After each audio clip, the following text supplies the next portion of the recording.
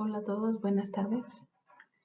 Em, a esta serie de videos que voy a estar haciendo les he llamado Proyecto Original porque al final de cuentas creo que es algo que siempre va a permanecer presente en mi vida y en mi proyecto de vida eh, desde, desde mi juventud hasta el día de hoy, que tiene que ver con em, luchar por lo que es justo, por lo que uno cree, por lo que uno está convencido que es la verdad, ¿no? La justicia y me gustaría compartirles cómo fue que yo eh, pasé por la Iglesia de la Luz del Mundo y todo mi testimonio y cómo terminé desde hace 20 años fuera de la Iglesia, habiendo sido exiliada de alguna forma de mi familia, que es una familia grandísima de cerca de 60 miembros. Considero que es importante hacer estos videos porque nunca nadie me ha dado la oportunidad de expresarlo y es algo que yo llevo dentro de mí que en algún momento lo tengo que exponer porque siento que si no lo hago no voy a tener toda esa libertad que uno quisiera para llegar a ser el 100% de lo que uno puede ser, ¿no? Porque uno va trayendo estas cargas y estos problemas detrás, ¿no? Yo creo que es mi responsabilidad para mis amigos, quienes fueron mis amigos, mi familia y mis hijas y mis hermanos, explicarles qué pasó por mi mente durante todo ese tiempo que fui parte de la iglesia y durante el tiempo que yo estuve levantando la voz y durante todo ese tiempo que he estado fuera de la iglesia. Bueno, yo creo que una de las primeras cosas que me gustaría compartir es cómo es que yo llego a la iglesia, ¿no? Eh, pues es de familia. Es de familia. Mi abuelo conoció la iglesia desde tiempos del hermano Eusebio Joaquín, es decir, soy tercera generación en la iglesia. Me tocaron muchas cosas que hoy en día pues ya dejaron de ser, como una doctrina muy estricta, no poder ver la televisión, ni siquiera tener permitido este, ver, escuchar el radio, ver películas en el cine, pero también algunas bendiciones o podríamos decirlo así, privilegios que yo pudiera haber considerado en aquella época de que me tocaron testimonios de gente que conoció al hermano directamente, ¿no? Puedo decir que mi abuelo, pues sí lo llegó a conocer físicamente, llegaron a cruzar algunas palabras, no es algo tan estrambótico dado que en aquella época era mucho menos la iglesia, entonces era más fácil que se conocieran, platicaran, y estuvieran en cierta forma más cercanos, ¿no? Una de las cosas que yo aprendí de ahí es que pues la sensación era de que la iglesia era más humilde, había una sensación de igualdad entre los hermanos. A mí todavía me tocó entender que pues que no se le decía el apóstol de Jesucristo, sino se decía el hermano Aarón, era un profeta en aquella época y no se predicaba o sea, no se le daba el nombre, sino que cada hermano tenía que recibirlo como pues Dios le diera a entender, ¿no? Entonces fue mucho tiempo después en que Dios les dio a entender que no era simplemente un hermano, sino que era un apóstol, pero escuchando los testimonios directos de los hermanos, uno se va dando cuenta cómo la iglesia fue desarrollándose y cómo fue cambiando la concepción, ¿no? De un hermano como el hermano Eusebio a un profeta y después al apóstol, pero todavía hubieron testimonios impactantes que hoy en día no se aceptarían. Por ejemplo, yo escuché un testimonio donde el hermano Aarón decía que otras congregaciones religiosas también recibían el Espíritu Santo, ¿no? Escuchar ese testimonio de hermanos grandes en aquellos tiempos, si lo dijéramos ahorita, sería un escándalo, ¿no? ¿Cómo es posible que otras religiones reciban el Espíritu Santo y que el hermano Aaron lo haya dicho, ¿no? Entonces, son cosas que, pues con el tiempo se fueron tapando, se fueron escondiendo y son cosas que si no viviste desde aquellos tiempos no pudiste haberlo escuchado, ¿no? Muchas cosas que han cambiado de allá para acá, incluido esa parte de que verdaderamente mi abuelo no tenía radios en su casa, no había televisión en casa, mis tíos llegaban a esconder sus aparatos, de que él no los viera porque sabían que si él los veía, pues los destruía, ¿no? Los tiraba y así. Igual a mi papá le tocó dormir con su radio pequeño debajo de la almohada porque no lo encontraban, ¿no? Entonces, ese tipo de testimonios que pues no nos van a llegar a esta época, ¿no? Son cosas que se vivieron entonces y que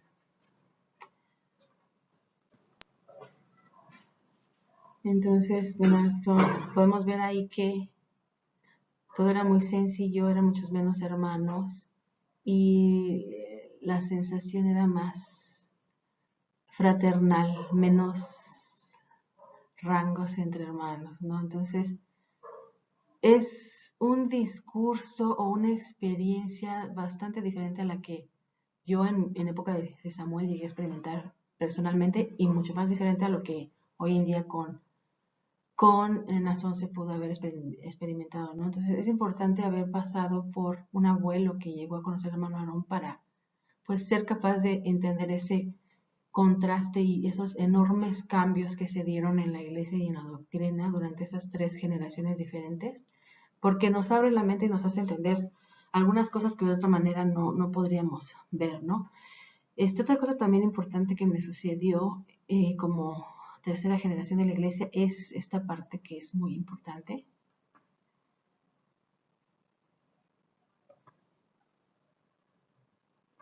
que tiene que ver con que mi papá fue un libre pensador, lo pongo así para que no se escuche grosero, no se escuche ofensivo, porque si digo que era un rebelde, pues no era tanto como un rebelde, sino simplemente un libre pensador. Era para él difícil aceptar de sí todo, y aunque su adolescencia y su niñez fue muy estricta por su padre, él tuvo la oportunidad en algún momento de cambiarse de ciudad y de vivir lejos de su padre. Y fue ahí donde él, dirían en la iglesia, se descarrió, pero yo lo digo desde ahora, desde esta perspectiva de libertad. Él logró abrir su mente a otras cosas, más allá de lo que le habían enseñado con su papá. Entonces, mi papá fue una persona que es una persona, gracias, sigue con vida, es una persona que siempre le ha gustado leer, que no se queda con lo primero que le dicen. Le gusta muchísimo leer historia, leer literatura. Entonces, tiene una mente más abierta, de manera que sí pudo llegar a tener una juventud distinta a la de quizás sus hermanos más chicos, porque él sí pudo desligarse de su papá durante su juventud y de hecho eso fue lo que lo llevó a casarse con mi mamá, ¿no? Que mi mamá no era de la iglesia, mi mamá era, pues ni siquiera practicaba alguna religión, ¿no? Pero no era de la iglesia, entonces mi papá se casa con una gentil y obviamente de aquí vienen cosas pues que me tocó vivir también, ¿no? Como el hecho de pues ser pues hija, como dicen ellos, hija fuera del matrimonio, hija fuera de la iglesia. No me tocó ser simiente santa, a pesar de que mi abuelo era de la época del hermano Aarón. Digo, mi padre era un libre pensador también porque él nos crió muy distinto a como se suele criar en la iglesia. Por un lado, porque él sí cuestionaba y pensaba y no obedecía al 100, eran tanto rebeldes, si lo pudiéramos poner con palabras de la iglesia, y no nos inculcó la religión desde niños, sino que nos dejó crecer libremente, dado que también mi mamá implicaba algo, porque una cosa que mi mamá también tenía era que también cuestionaba las cosas que no le parecían de la iglesia, y aunque mi mamá eventualmente se convirtió en mamá toda su vida, usó falda larga, y pues sí, se bautizó en la iglesia y al final se casaron en la iglesia ya cuando tenían 2 hijos. Siempre hubo en ella esa visión distinta, ¿no? Mi mamá tampoco sufrió un lavado del cerebro de muy chica, entonces ellos tenían esa posibilidad de ver otro tipo de cosas sin necesidad de inculcarnos siempre solo la iglesia. Entonces, eso hizo que a mí, no solo yo y mis hermanos, creciéramos en un ambiente de mucha libertad. Yo, a pesar de haber sido tercera generación de la iglesia, puedo decir de que no, mi padre nunca me dijo que tenía que convertirme a la iglesia, no me pasaron a los 14 años enfrente del templo a ponerme en esa encrucijada de decir si iba o no seguir en la iglesia, nada de eso, nada de eso. Yo toda mi niñez y gran parte de la adolescencia no supe gran cosa de la iglesia. De vez en cuando íbamos a alguna que otra dominical, donde nos sentíamos súper incómodos porque como no íbamos, no, no sabíamos los cantos, no sabíamos qué se tenía que hacer dentro del templo, o sea, nos sentíamos totalmente fuera de lugar.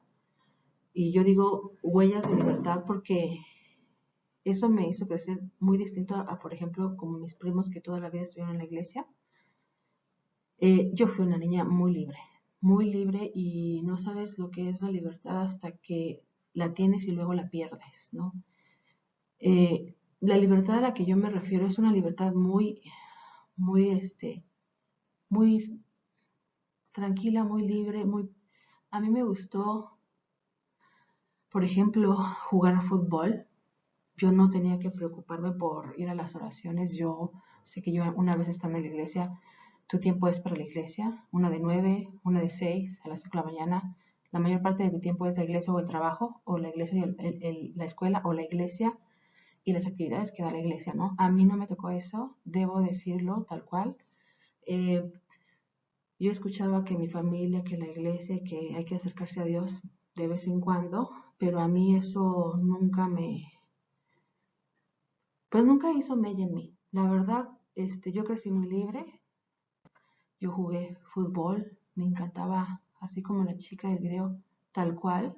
Yo andaba en short, no tenía complejos, ni pensaba con malicia de que me iban a ver mal o que iba a provocar a los hombres en absoluto, esto no entraba en mi mente.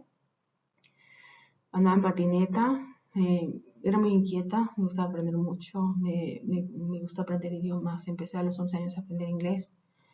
Vi a alguien usando patines y también quise aprender a patinar. Me gustaba el básquetbol, el fútbol, y lo digo tal cual porque uno no se da cuenta cuán valiosas son esas cosas hasta que lo obligan a uno a renunciar a ellas. Y hasta que conviviendo con jóvenes ya después más grande, te das cuenta de que fue un privilegio poder crecer así sin esas cadenas, ¿no? De no te puedes poner un short porque eso está mal delante de Dios, o no puedes eh, usar pantalones apretados, por ejemplo, que a mí también, esta es una fotografía de cómo yo era muy libre. En la parte de arriba estoy con mis primos, generalmente era con mis primos, ellos sí eran de la iglesia, pero yo podía a mi edad, ya grande, seguir usando shorts, ahí si ven, uso shorts y me gusta el fútbol, el básquetbol, muy libre, la verdad, es un privilegio que yo entiendo que muchas veces estando dentro de la iglesia es difícil conseguir porque uno no puedes vestirte con ropa así, ¿no? Por ejemplo, el video que sigue, yo también estudié gimnasia, patines aquí y gimnasia olímpica, que es aquella que es también, por ejemplo.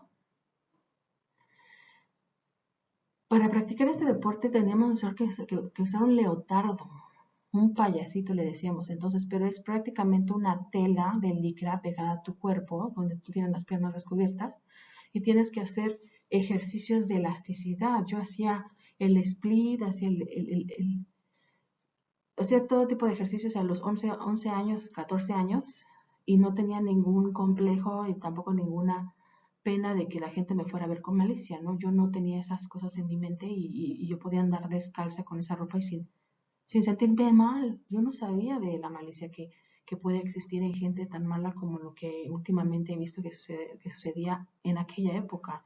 en la iglesia con niñas de esa edad, ¿no? Entonces, yo puedo sentirme muy, muy agradecida de haber tenido esa oportunidad de haber crecido en libertad durante mi niñez y durante mi adolescencia. Y eso se lo debo agradecer a que mi papá tuvo esa decisión de dejarnos a nosotros decidir y de no obligarnos, ¿no? A, a hacer lo que la iglesia le hubiera obligado a hacernos, ¿no? Entonces, eh, yo considero que es importante decir esto porque más adelante se puede entender el por qué yo pude tener la fuerza y la diferencia de mi crianza con la crianza, por ejemplo, de mi primo Cadiel, que él toda su vida fue de la iglesia.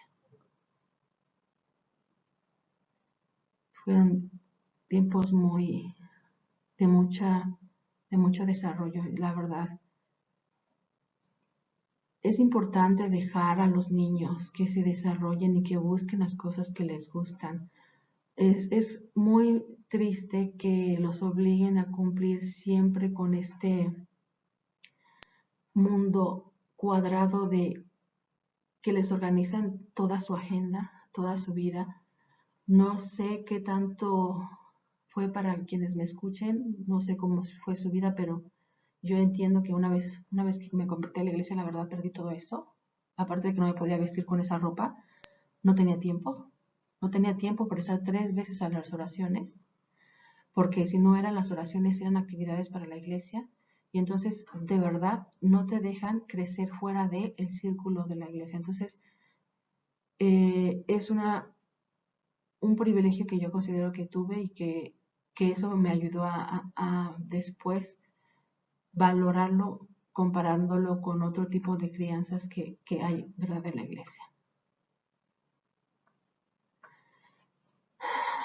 Pues esta parte también es importante de comentar. Yo he querido poner solamente los bullets o de las cosas más importantes que pueden tener implicaciones en cómo se desarrolló todo, y esta es una muy importante que creo que la mayoría de los ex RDM hemos experimentado en algún momento.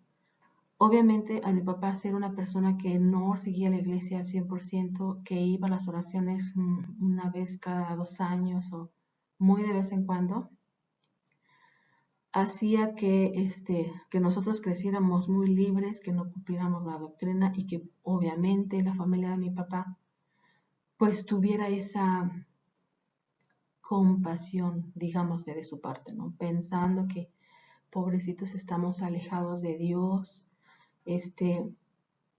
no conocemos a Dios, estamos en peligro de condenación, no somos hijos de bendición. Yo no voy a decir que ellos lo hayan hecho con maldad, porque no creo que haya sido maldad. Como familia simplemente era una preocupación que para ellos era legítima y que yo la entiendo, pero sí realmente era un trato diferenciado como gentiles, ¿no? Como hijos que no son de bendición, como gente que está alejada de Dios y que pobrecitos, ¿no? Entonces, sí, hubo un trato diferente, ¿no? Aparte de lo religioso estaba lo económico. Nosotros éramos una familia modesta. Ellos también, en familia de la iglesia también han sido una familia modesta, pero después, pues les fue yendo mejor, ¿no?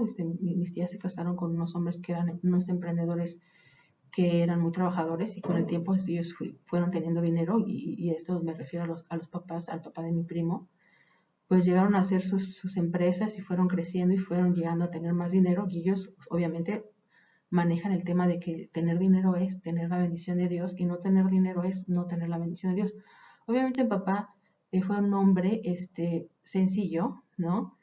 Que tuvo 5 hijos, yo tuve 5 hermanos, entonces era para él más complicado, y una mamá que también tenía una enfermedad que siempre fue difícil de sobreponerse.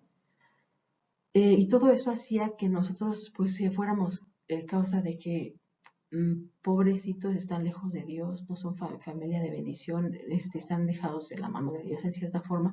Entonces siempre había la parte de que recordarnos de que nos teníamos que acercar a la iglesia, que teníamos que ir a las oraciones, que teníamos que acercarnos a Dios para que Dios nos bendijera, para que no nos fuéramos a perder.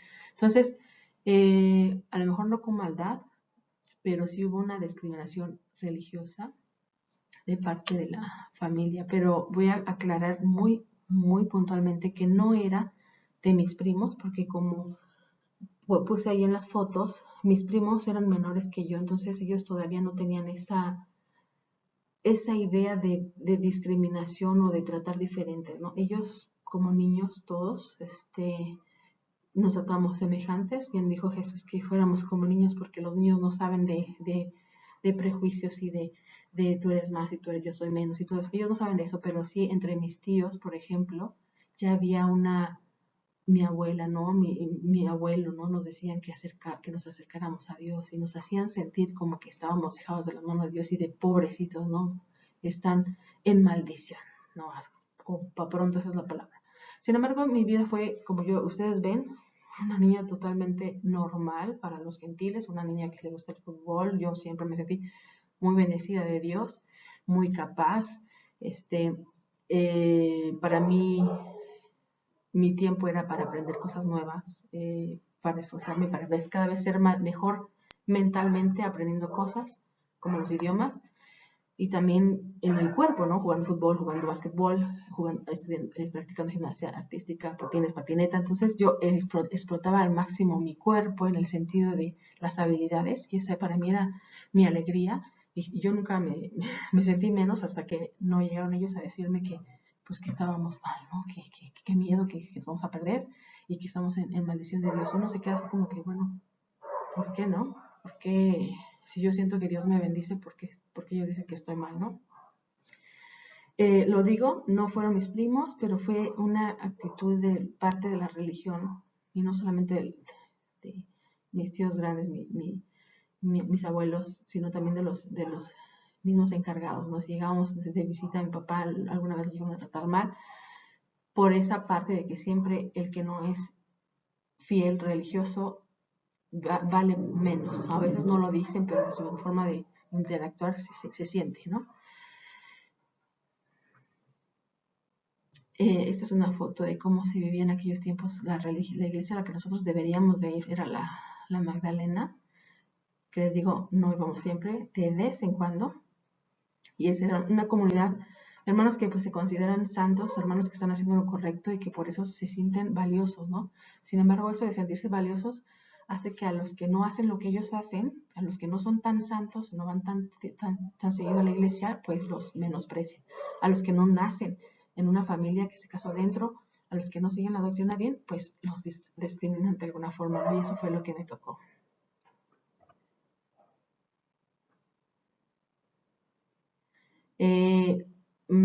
Esta parte es importante porque llega en un momento en el que, pues después de esa discriminación familiar donde te dicen que te tienes que acercar a Dios y todo eso, pues llegó el tiempo de que yo cumplí mis 15 años, tuve un tiempo de cerca de como 2 meses antes de entrar a la preparatoria. Mi intención era entrar a la UNAM. Tenía mucho tiempo libre y me puse a leer libros. Entonces, entre todos los libros que leí, de pura hobby o porque estaba aburrida, porque no tenía que ir a la oración, no tenía que ir a la de 6, tampoco a la de 5, entonces tenía mucho tiempo libre, y aunque patinaba y hacía todo eso, me sobraba tiempo, porque eso es la vida de un niño, ¿no? Desarrollate, no tenía que ir a la oración, tenía mucho tiempo libre y me aburrí, entonces me puse a leer, y me puse a leer este libro, que aunado a todo lo que yo había escuchado de a poco de que yo estaba en peligro de condenación y de una familia que todo el tiempo te está diciendo que te acerques a Dios porque si no te vas a ir al infierno, pues aunado a todo eso, y aunque me leí a Hamlet y me leí Romeo y Julieta, pues qué bonitos libros, pero nunca nada me impactó como este libro, ¿no? Entonces, este libro fue uno de los libros que me empujó a las garras de la religión de mis padres, ¿no? A decir, me tengo que acercar a Dios. En este libro, el autor, pues obviamente habla de su descripción de cómo él concibe el infierno, y la verdad, para mis 15 años que yo tenía, me impactó. Para 15 años, y una concepción religiosa familiar tan estricta, leyendo este libro, de verdad me impactó, me dio terror el infierno, yo creo que me dejó traumada varias semanas y tuve esa necesidad y miedo de tener que acercarme a Dios porque yo no quería un lugar así. Yo no quería un lugar como el que él describía en ese libro y uno como niño inocente que no sabe demasiado, pues piensa que el infierno es tal como él se lo imagina y pues fue ahí donde yo dije, me tengo que acercar a Dios. Entonces pasé unos días de vacaciones con mi abuela y ahí me acerqué mucho a la iglesia y empecé pues intentar aprender los cantos, ¿no? Y intentar hacer oración, ¿no? Como Dios a uno le da a entender. Y me dije a mí misma, pues que yo tenía que empezar a ponerme a cuentas, ¿no? Porque también ellos te meten mucho en la idea, ¿no? Yo ya tenía 15 años, ya no, ya me moría y me iba al infierno directamente. Entonces, eso aumentaba el miedo, ¿no? De que, bueno, como sea, cuando tenía 13, mis papás ya se habían casado en la iglesia, ya se habían bautizado, ya mi mamá, o sea, ya estaba más o menos bien mis papás. Entonces, yo 13 años estoy guarecida bajo el bautismo de mis papás. Ah, pero ya cumplí 14 y luego 15, no, ya estaba yo en peligro de condenación. Me aviento este libro de terror y me quedo súper traumada. Entonces, me dije, no me tengo que acercar. Y eso fue, ¿no? A pesar de que yo nací en la iglesia, la luz del mundo, jamás conocí la iglesia católica, no fui católica ni de otra religión, nací ahí, no conocí otro tipo de cosas hasta ese momento, más lo que me habían enseñado en familia, y esto me hizo acercarme más. Pero a pesar de que tenía toda la intención de ya acercarme a Dios a los 15 años para no irme al infierno, sucedió algo importante, porque también durante esos 2 meses también me dediqué a estudiar muy arduamente porque mi intención era entrar a la UNAM, a la preparatoria de la UNAM, porque sabemos que es la única forma que uno puede estudiar sin tener que gastar miles en la educación. Entonces yo sí quería seguir aprendiendo, yo sí quería seguir estudiando, entonces estudié arduamente, ¿eh? Aparte de esos libros y de irme de vacaciones con mi abuela, me aventé todos los libros de la secundaria otra vez para prepararme para el examen de admisión. Y ya que estaba yendo a la iglesia con mi familia, porque pues con mi abuela se tenía que ir, o sea, si estoy de vacaciones con mi abuela de la iglesia, tenemos que ir a la de 6, a la oración. Entonces, ahí me llevaban y pues aproveché, pasé una oración y pedirle a Dios que me ayudara a entrar a la UNAM. Y le dije que yo me iba a me quería acercar a él y que me ayudara, ¿no? Y me puse a estudiar, aparte de hacer mi oración, me puse a estudiar arduamente de verdad. O sea, yo me acuerdo mis torres de libros de la secundaria que me puse a revisar rápido y a leer y a las cosas que me costaba más trabajo.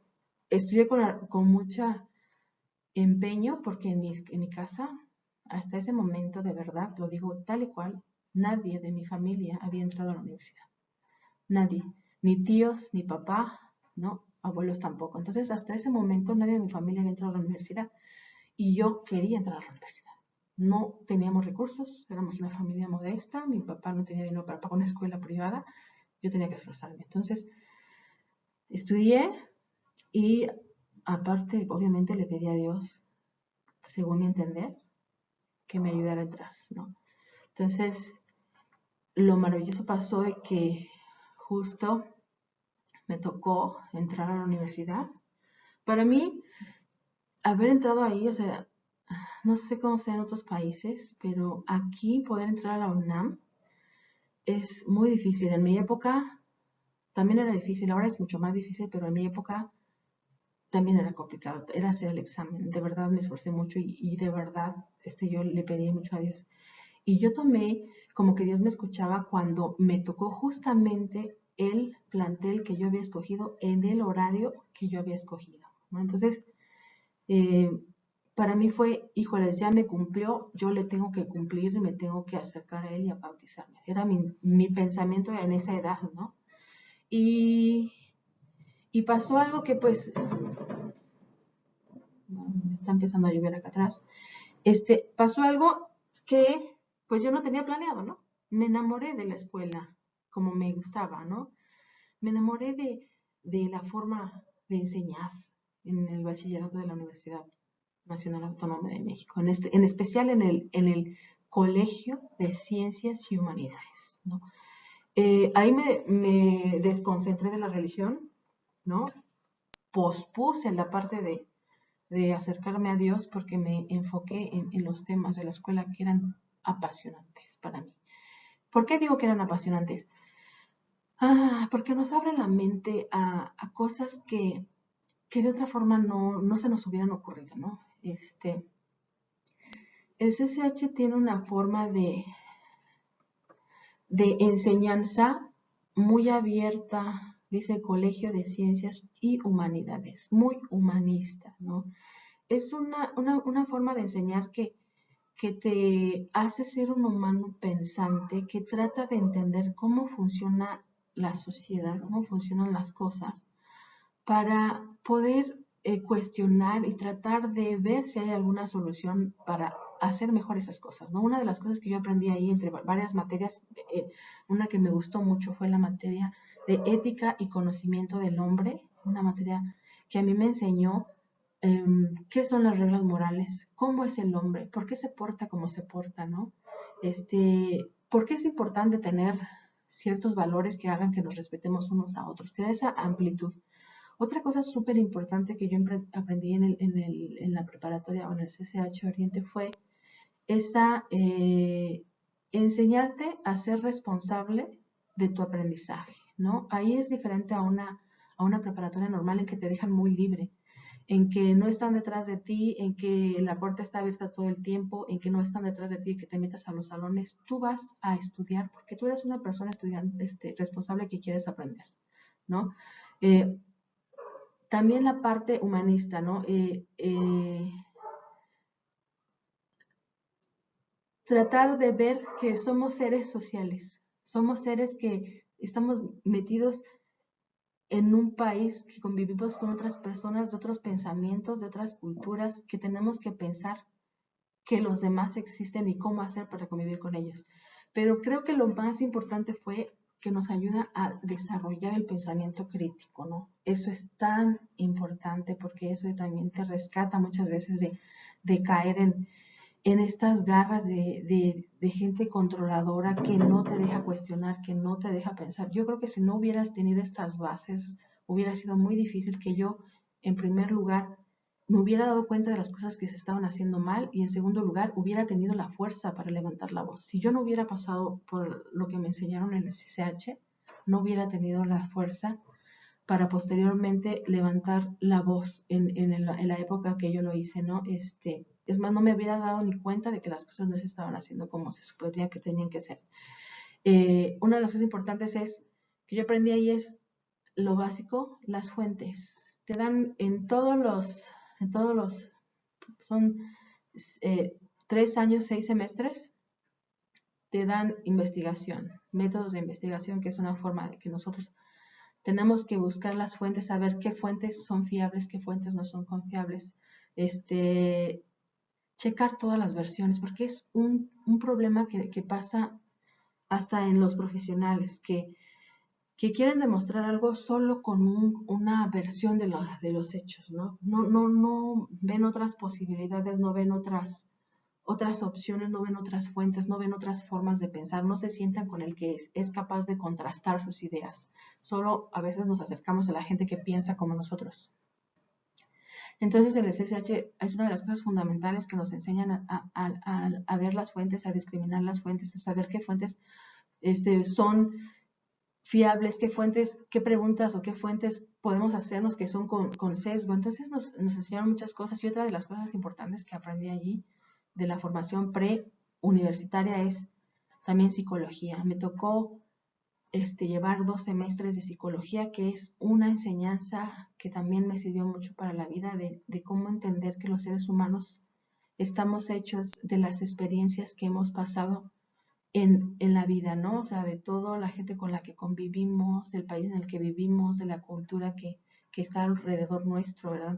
Todo eso somos nosotros como seres humanos. Entonces, eso lo aprendí allí y así pasaron pues los años de bachillerato, que son 2 años, 3 años, y eso yo considero que es muy importante de platicar porque te abre aparte la mente a otras formas de pensar y que existe gente que no necesariamente tiene que ser como tú y que el hecho de que sea diferente a ti no significa que sea mejor o peor, ¿no? Después, esta parte es también súper importante en mi vida porque eh, me abrió mi manera de pensar. De esa edad, no sé cuántos años tendría, 18 años, casi 19, estaba yo estudiando inglés. Nos encargaron algunas investigaciones, algunas lecturas, algunos reportes, y me encontré con este es un artículo de la National Geographic que habla de, así se llamaba el artículo y la personaje principal era Harriet Tubman. ¿Por qué fue importante para mí? ¿Por qué creo que es digno de estar aquí en estos bullets? Porque en todo el artículo hubo algo que a mí me hizo reflexionar mucho sobre cómo concebimos nuestra situación en la vida, ¿no? Este era una vía de escape, pongámosle así, en la época de la recesión, cuando existía la esclavitud en Estados Unidos, donde esta persona llamada Harriet Tubman, ella era una persona de raza negra, que en su momento logró liberarse y ayudó a muchas otras personas a lograr su libertad. ¿Por qué me impactó tanto este artículo? A mí lo que me impactó de este artículo es de que en un momento en el que le preguntan a una de esas personas esclavizadas, su testimonio, esta persona habla tal cual lo que nos pasa a todos. Ella dice, yo no buscaba liberarme porque yo no sabía que había esa posibilidad. Dice, para mí, desde la época de mis padres y mis abuelos, siempre habíamos sido esclavos y para mí no había, la vida era así y no había otra forma de vivir. Entonces, eso a mí me impactó porque dijo que tuvo que venir otra persona a decirle, la verdad en el artículo escuché y vi, y eso pasa en creo que también pasó en la época de la conquista y de la independencia, que las personas a veces se conforman con su situación de vida tal cual y no piensan que ellos puedan hacer algo para cambiarla. Eso yo lo vi a los 17, 18 años y dije, qué triste que como vives ahí no te das cuenta que hay una opción a cambiar, ¿no? A ser diferente. Eso me hizo a mí pensar, yo vivo así, de esta forma, ¿quién me dice a mí que no hay allá adelante o en algún momento una opción de vida mejor para mí? El hecho de que no la haya visto o que no la haya vivido o que mis padres no la hayan vivido no significa que yo no pueda vivirla, ¿no? Esa chispa de humanidad que nos queda, esa intención de pensar en que puede haber algo mejor, ¿no? Porque ellos en esas circunstancias de esclavitud no se lo imaginaban. Y yo lo digo así, porque a veces tal cual vivimos pensamos que así siempre ha sido la vida y así siempre va a ser. Sin embargo, no, nosotros podemos cambiar nuestras circunstancias. Nosotros es nuestra obligación buscar mejorar la vida, no solo para nosotros, sino hasta a lo mejor para nuestros hijos, ¿no? Si a esa persona que en ese momento entrevistaron y le dijeron por qué, o sea, que diera su testimonio, y esa persona que dijo, yo pensaba que la vida era así, que no había nada para cambiarla, que así nos había tocado vivir. Si a esa persona le hubieran dicho que en algún futuro una persona de raza negra no solamente iba a ser libre, sino que iba a llegar a ser el principal líder del país más poderoso del mundo, esa persona nos hubiera tomado de locos. Habiendo estado toda su vida, 40 años, 30 años, no sé cuántos años de vida sus padres, su abuela quizás, que hubieran toda su vida vivido como esclavos, que alguien les dijera, en algún momento los negros no van a ser esclavos. Y no solo eso, sino que en algún momento una persona negra va a ser el líder de todo este enorme país. no lo hubieran creído. Sin embargo, eso sucedió. Ya en nuestros tiempos vimos y vivimos que eso ya sucedió y se cumplió, pero para eso fue necesario que alguien dijera, sí se puede, y aunque no haya pasado antes, puedo hacer que pase después. ¿No? Eso parece nada, pero es mucho, es todo, ¿no? Porque a veces no nos cuestionamos por qué vivimos como así es la vida, así funcionan las cosas. No hay nada que podamos hacer para cambiarla. ¿De verdad? ¿De verdad?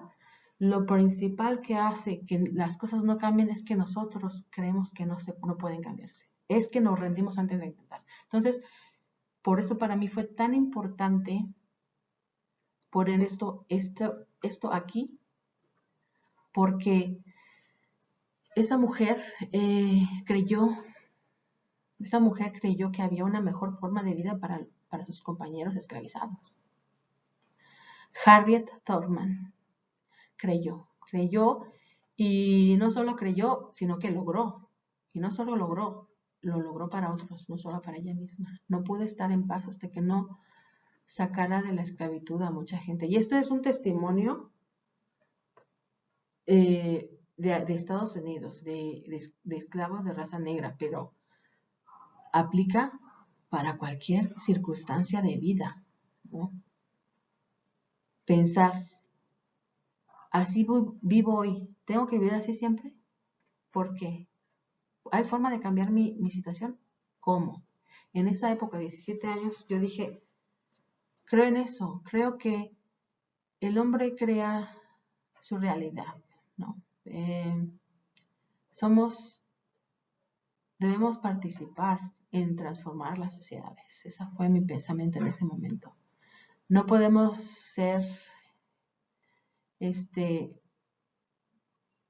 apáticos, dejar que las cosas nos sucedan y no.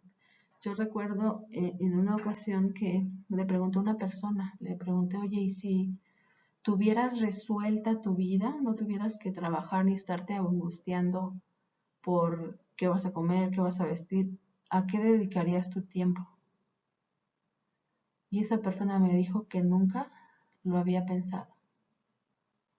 O sea, estamos tan ocupados sobreviviendo que nos olvidamos de vivir, ¿no?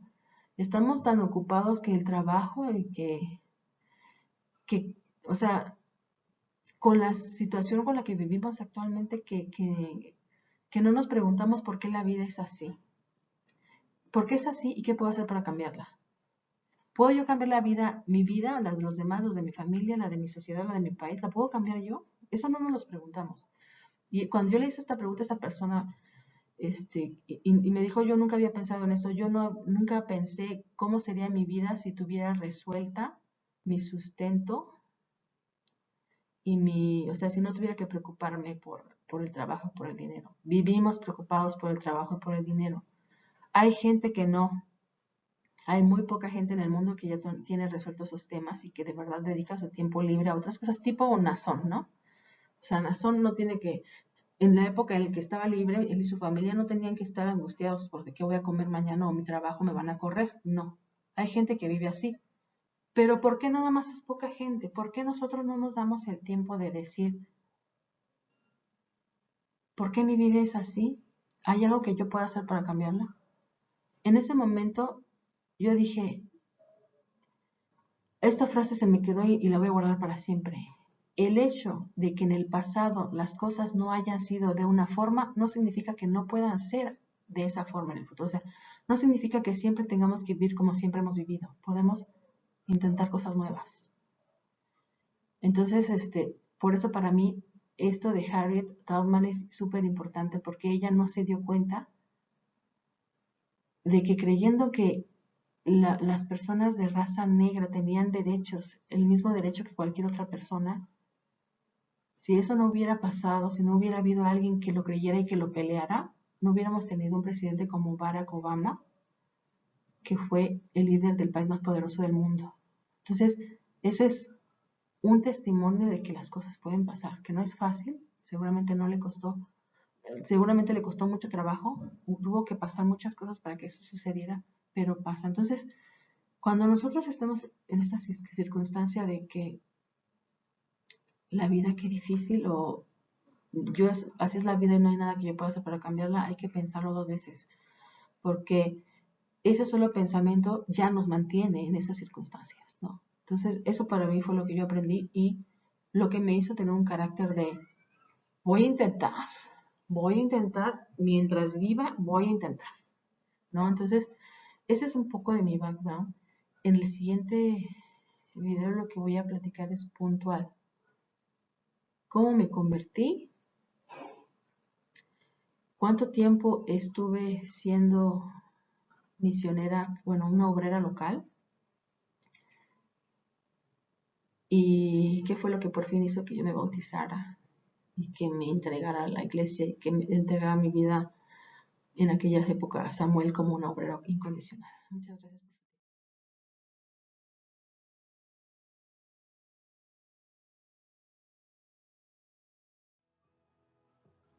El video de hoy es una continuación de lo que fue el video el primer video, que ahora voy a hablar del testimonio de cómo fue que yo me acerqué a la iglesia La Luz del Mundo, eh, empezando por unas preguntas de reflexión que generalmente como seres humanos no nos hacemos, ¿no? Y que quizás sería muy importante hacer este ejercicio porque muchas veces dejamos las cosas por sentado y nunca nos las cuestionamos. Una de estas preguntas puede ser ¿cómo y por qué somos introducidos a nuestra religión familiar? Esa es una pregunta que no se hace. ¿Cómo? No nos damos cuenta, sabemos que de niños nos llevan y nosotros simplemente obedecemos. ¿Por qué? No nos preguntamos por qué. Generalmente porque somos demasiado jóvenes para eso, ¿no? Yo pues, no nos llega esa pregunta, o al menos en mi caso no, no cuestionamos, solo obedecemos. Entonces, ¿en qué momento sucede esto? ¿En qué momento somos introducidos a la religión? Desde la infancia. Algunos quizás nada más en los eventos importantes de la vida, el bautizo, la confirmación, en el caso de los católicos. En el caso de nosotros, como de la Luz del Mundo, hay eventos puntuales, que es desde que primero, si tus padres se casan en la iglesia, es una bendición, naces como hijo de bendición. Después te presentan los 40 días, es otra bendición. Y después a los 14 años te vuelven a presentar. Entonces, sin embargo, la iglesia de la Luz del Mundo, la prédica es constante de todos los días. Hay oraciones 3 veces al día. Entonces, el mensaje religioso y reiterativo está siempre ahí para los niños, ¿no? Entonces, como yo lo dije en el video anterior, en mi caso no fue así, porque tuve una niñez muy ajena a la iglesia, muy libre. Sin embargo, esta pregunta es algo que deberíamos quizás todos, independientemente de la religión a la que pertenecemos, preguntarnos cómo y por qué estamos como estamos, ¿no? A veces otra pregunta muy importante que no nos hacemos, ¿conocemos la historia realmente de la religión familiar o nos enfocamos puntualmente a esos actos, a esos festejos que son obligatorios o son costumbre o tradición que se lleven a cabo, ¿no? Como es el bautismo, el matrimonio, ¿no? La defunción, ¿no? A veces la religión solo se encuadra en esos eventos y no llegamos más allá, no sabemos de la historia de la religión, lo que ha pasado, cómo llegó a ser parte de la cultura mexicana, cómo llegó a ser parte de la cultura occidental, y todo eso nunca nos los preguntamos. También preguntarnos si hemos tenido interés en entenderla, no es necesario, la mayor parte del tiempo, o no es necesario, y menos hoy en día. En mi caso, como ya lo dije, mi vida fue totalmente ajena a cualquier religión. En el caso de la religión de mis padres, solamente en el momento que mi familia me recordaba que yo estaba en cierto peligro y un tanto el miedo era lo que podría hacer que uno escuchara y intentara aprender, pero de interés formal no viene de uno generalmente, ¿no? ¿Por qué la religión propia siempre es la única verdadera. Pasa, ¿no? Que siempre tenemos los seres humanos la bendición y privilegio de haber nacido en la religión verdadera. Seamos testigos de Jehová, seamos católicos, seamos de la luz del mundo, de la religión que seamos, siempre nacemos y en la religión que estamos siempre creemos, estamos convencidos que es la religión verdadera, pero nunca nos preguntamos, ¿por qué la mía justo no? ¿Por qué justo en donde yo nací es la verdadera? Y el tema es que, pues eso lo pensamos todos, en cualquier religión en la que estemos. Entonces, ¿por qué es?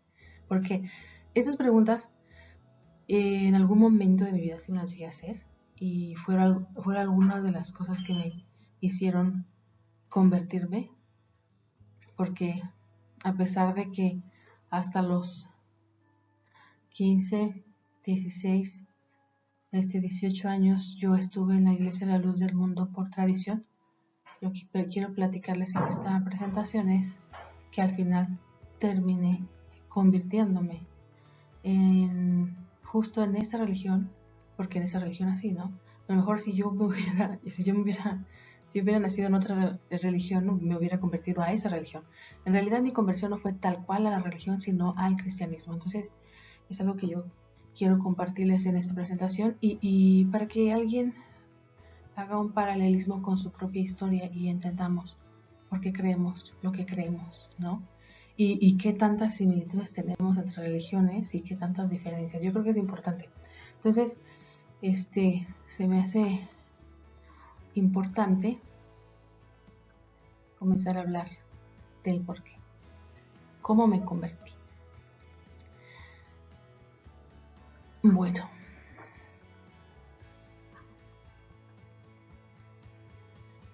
esta es una parte súper importante de mi intención de acercarme a Dios. Crisis de pandillas en Los Ángeles en los años 90.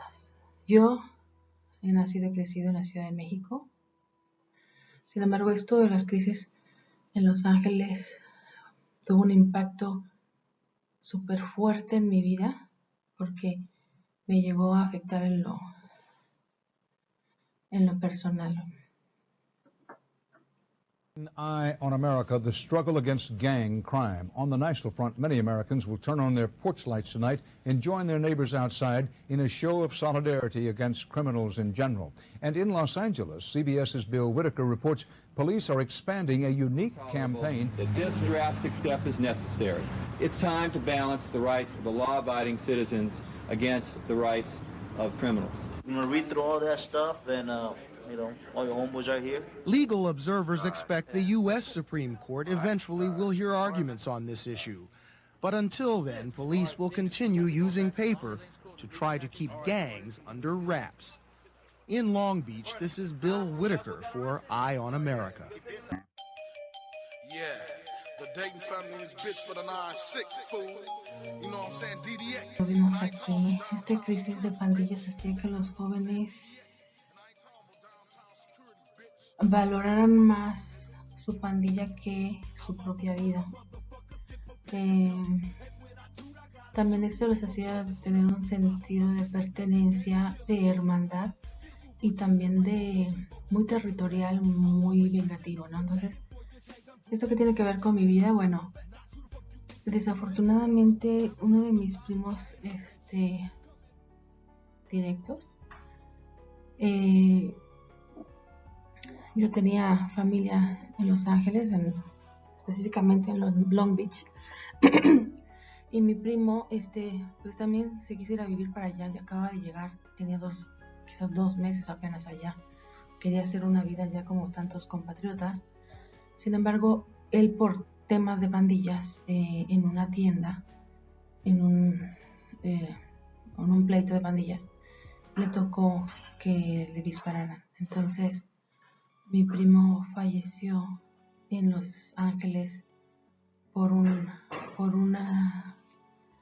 pleito entre pandillas. Parece que lo confundieron con alguien de ahí, ¿no? Y esto, él era más joven que yo, 1 año, era muy joven mi primo. Y para nosotros esta noticia fue muy dolorosa, muy dolorosa. Para mí fue el primer contacto que yo tuve con la muerte y con la pérdida de alguien, ¿no?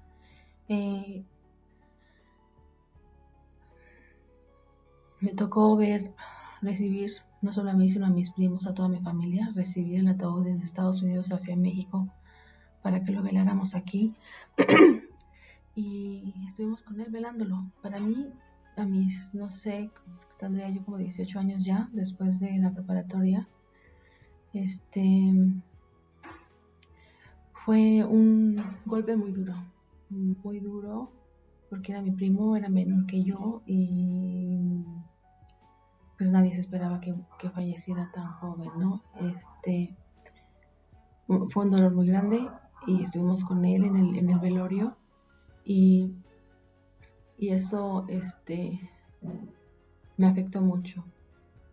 Recuerdo que entonces me di cuenta que yo no tenía la vida comprada, que independientemente de nuestra edad podemos perder la vida en cualquier momento, y como yo comentaba en el video anterior, ya yo sentía esa preocupación que tanto me había inculcado mi familia, de que si yo me moría sin estar bautizada y sin haber seguido las reglas de la iglesia familiar, pues iba a ir directamente al infierno. Y como comenté en el video anterior, yo tenía pavor al infierno después de haber leído este libro de Dante Alighieri, La Divina Comedia. Entonces yo recuerdo que estando allí yo ya tenía mucho miedo, ¿no? También me recuerdo que aún en el mismo velorio, una tía se acercó para decirme y recordarme que yo estaba en peligro de irme al infierno, que mi vida no estaba comprada y que tenía que ponerme a cuentas con Dios, ¿no? Entonces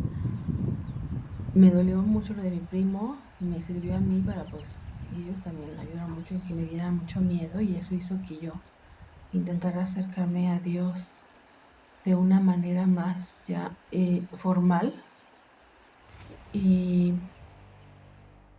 fue un trauma, ¿no? Yo creo que estas cosas de violencia hoy en día estamos viviendo también tan de cerca la violencia, que sabemos que nuestra vida en cualquier momento la podemos perder, ¿no? Entonces, para mí sí fue muy impactante, muy difícil ver a mi prima en el ataúd, y entonces ahí yo le dije a Dios que me guardara la vida con mucho miedo. Entonces yo, la verdad, me acerqué a la iglesia y me empecé a interesar, acercarme por el miedo. Sabemos que casi el principal forma de predicaciones, seamos, al menos en mi caso, yo no sé cómo les haya parecido a ustedes, yo puedo estar segura que casi siempre es así, porque generalmente eso es lo que se suele hacer, ¿no? De hablarnos de que nuestra alma está en peligro y hacernos ver lo que implica el infierno, que es una eternidad de sufrimiento, y eso es lo que te empuja a querer, pues, escapar de ese infierno que antes de que te dijeran nada de Dios tú no sabías que existía y no sabías qué tan cerca estabas de ese peligro.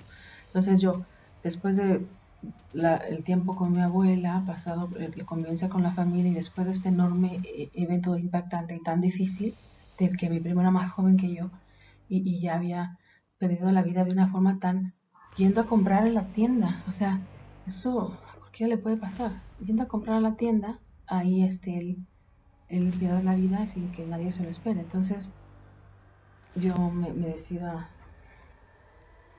a acercarme a Dios, ¿no? Obviamente con el miedo de perder la vida y de que me fuera al infierno en cualquier momento. No sé si ustedes lo han pasado alguna vez, pero sí es mucho el miedo que le llegan a uno a imponer, miedo a la muerte. Hice la promesa a Dios de que me permitiera la vida, pero no quería yo acercarme a Dios de manera tradicional, ¿no? Yo sí realmente quería entender lo que estaba haciendo y conocer a Dios, qué significaba. Yo entendí muy claro que si yo quería acercarme a Dios, tenía que conocerlo, tenía que ver de qué se trataba y tenía que ver a qué compromisos me estaba metiendo. Entonces, sí, le hice la promesa a Dios de que yo iba a leer la Biblia. Y cuando digo la Biblia, digo toda la Biblia. Pongo aquí de Génesis al Apocalipsis. es una promesa difícil que uno no se debe olvidar. Yo dije, lo prometo, lo tengo que cumplir. Entonces, yo leía un capítulo y medio cada día, y así desde el Génesis, desde el primer versículo de Génesis hasta el último versículo del Apocalipsis. Y esto me ayudó porque pues no te pierdes ni un versículo, no se queda ahí olvidado, escondido o desconocido ningún versículo. Yo leí la Biblia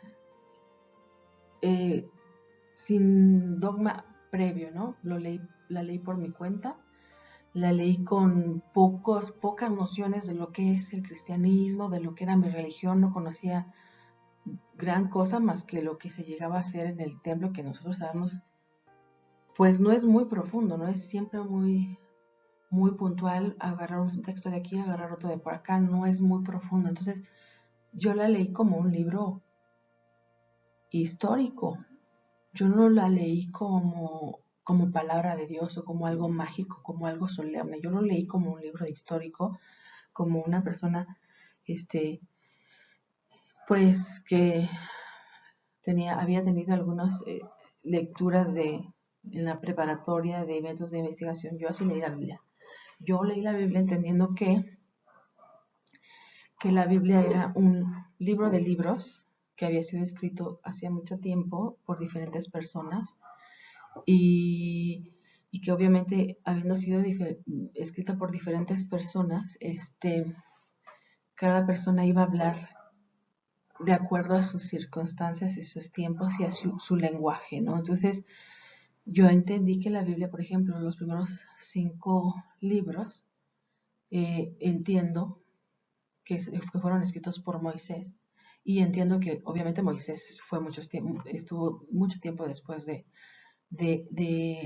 Adán y de Eva. Entonces Moisés, no sabemos cómo él consiguió esta información como para él plasmarla. No es algo que yo me cuestionara demasiado, pero sí entendí que lo que estaba escrito no había sido escrito tal cual en el momento, ¿no? No es como a veces algunas personas piensan que es la palabra de Dios y que es Dios escribiendo a través de un hombre. No, para mí, cuando así es, cada quien es libre de pensar o de estar convencido como quiera, pero mi testimonio es que yo la leí como entendiendo que fue un escrito de Moisés de cosas que habían pasado muchos años antes de que él hubiera nacido, pero sí me sirvió para entender más o menos los tiempos y los contextos históricos, quién fue primero Adán, quién fue primero Noé, Abraham, Isaac, toda la genealogía con todos sus detalles. Yo considero que es un ejercicio que deberíamos hacer todos aquellos que vamos a apasionarnos por la religión, ¿no? Si vamos a apasionarnos en el sentido de que entregarnos a ella, sí creo que es importante darle al menos en la vida una leída, ¿no? Yo puedo decir que me tardé como 1 año y medio en terminar de leerla. Yo, aunque prometí que iba a leer capítulo y medio cada día, había pasajes de la Biblia que eran apasionantes y muy interesantes, y sí me podía leer 2 o 3.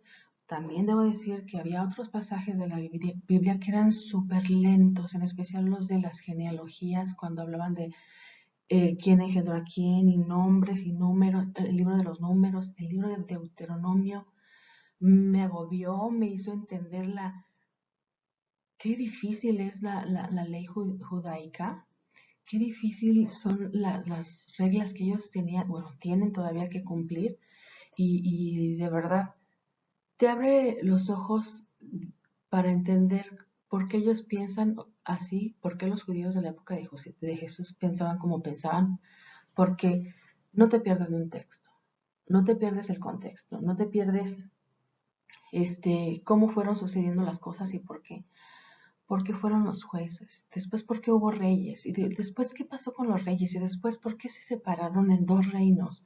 Esas cosas son algo que, si no lo lees de corrido, por eso luego caemos en leer los textos fuera de contexto y no saber qué aplica, cuándo y qué, en qué momento son vigentes estas reglas y en cuál momento estas otras reglas. Nosotros estamos bajo la ley judaica, o estamos bajo la ley de la misericordia de Jesús, o por qué si estamos en la ley de la misericordia de Jesús, por qué queremos seguir cumpliendo algunas de las reglas judaicas, pero otras no.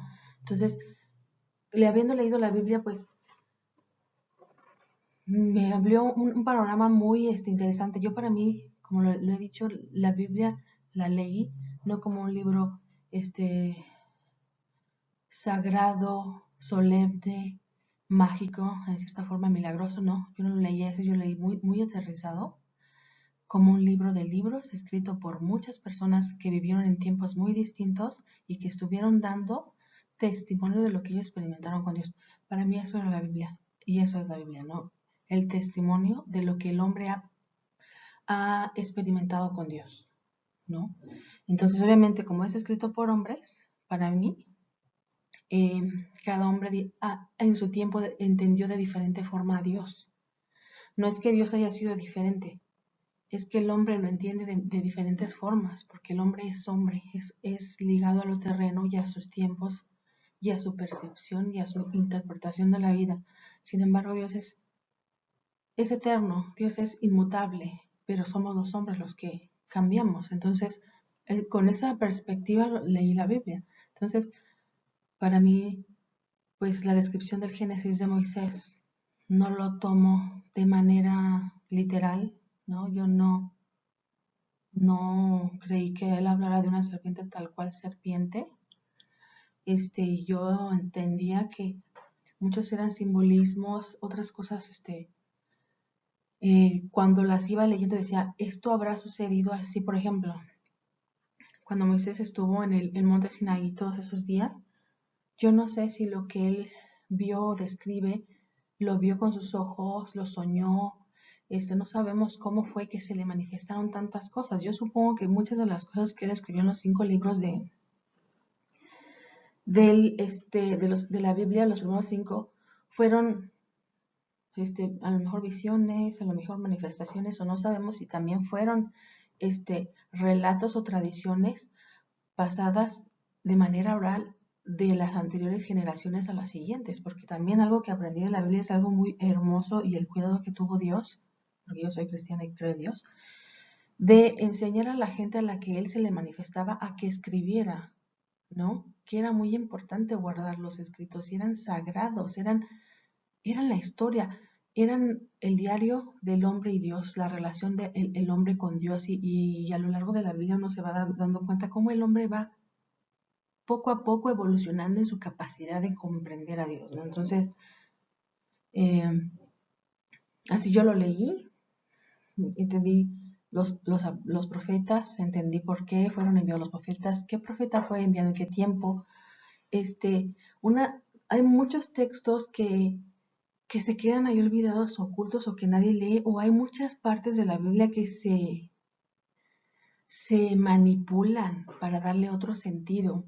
Aparte de que es complicadísimo mantener la fidelidad del mensaje, porque pues con las traducciones se va perdiendo el sentido. También es complicado pues mantener siempre vigente algunos textos que para algunas religiones u otras a veces no son tan importantes de mencionar, sin embargo ahí están y nadie los va a conocer. Por ejemplo, si mi iglesia predica de una forma y hay algún texto por ahí que no esté muy de acuerdo con lo que predican, nadie se va a enterar si ellos no lo predican. O sea, si nosotros nos enfocamos en lo que nos enseñan en el púlpito, solo vamos a aprender lo que ellos quieren que sepamos. Entonces, si nosotros la leemos completa, vamos a percibir algunas cosas que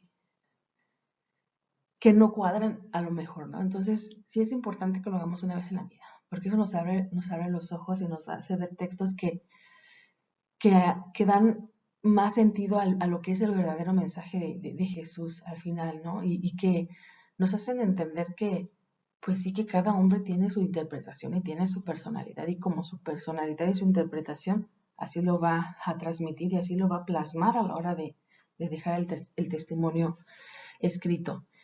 ¿Qué otra cosa es importante en la Biblia? Bueno, las cosas más importantes que hay que revisar de la Biblia es que toda la Biblia maneja como principal protagonista a nuestro Señor Jesucristo.